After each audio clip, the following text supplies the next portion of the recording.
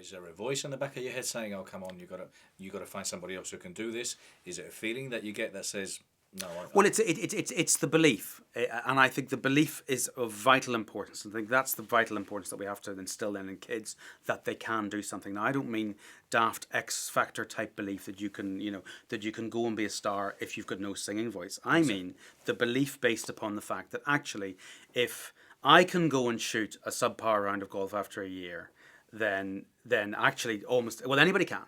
Because one of the things that kept me going during the years, I discovered this guy in somewhere in the States holds a course record at this course. He shot a 67, and he's only got one arm and one leg, and he's got prosthetic limbs.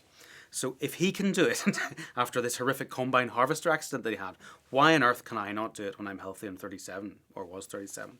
So I think that ability to have the belief in the project or whatever it is that you're doing, whether it's business, whether it's personal, whether it's writing a book or whatever, if you can keep that going and keep working at that and surrounding yourself with people, of course, who are of that type, you've got to move away from those people who are sort of the naysayers who say can't do it. It's incredibly important. Absolutely. You need to be around positive people that are going to be giving you, upbeating you with anything you want to do. Exactly. And if you get a lot of that, then you spiral up and you keep going. Belief, you've got to keep that belief. Doesn't matter how much you want the goal or how much you want to move away from the thing. If you don't have it underpinned by a belief that you can shoot the subpar round, or write a book that people will want to read, or change the business, or change your life, or lose the weight, or whatever it is, it's not going to happen.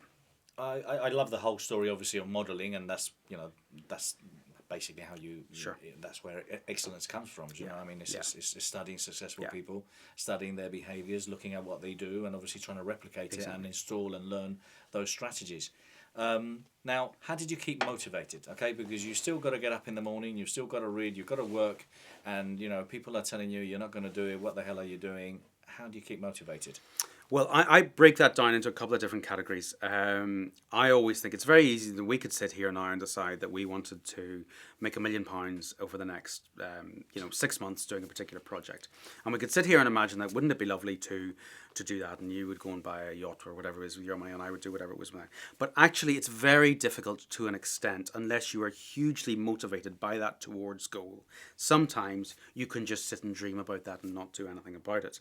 What I did was I did a lot of balancing of the towards goal of shooting the subpar round and the feeling of how great that would be with the humiliation of not doing it, so the away from goal.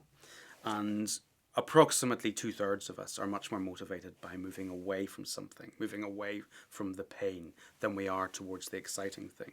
So if you can metaphorically push that button in yourself towards the thing, to moving away from that situation that you're in now, whether it's the bad golfer or a bad business or a house that you hate being in, or any type of goal, rather than, if you keep focusing on that and about the fact that you're fed up with that you're fed up with the humiliation of that, even though it's really quite an unpleasant emotion, it can be a very strong motivator to get yourself up off the couch, turn EastEnders off, and go and do something about it. That propelled you to do it. Exactly. So I focused a lot. When I come home in the evening and I was tired, and really, obviously, as I say, I was annoying my wife, and to get myself off the sofa and back up to the range, that's what I did. I focused on the people who were saying it wasn't possible and how I wanted to prove them right, and that's the thing that would catapult me up much more so than the perhaps thinking how great the subpar round would be and the feeling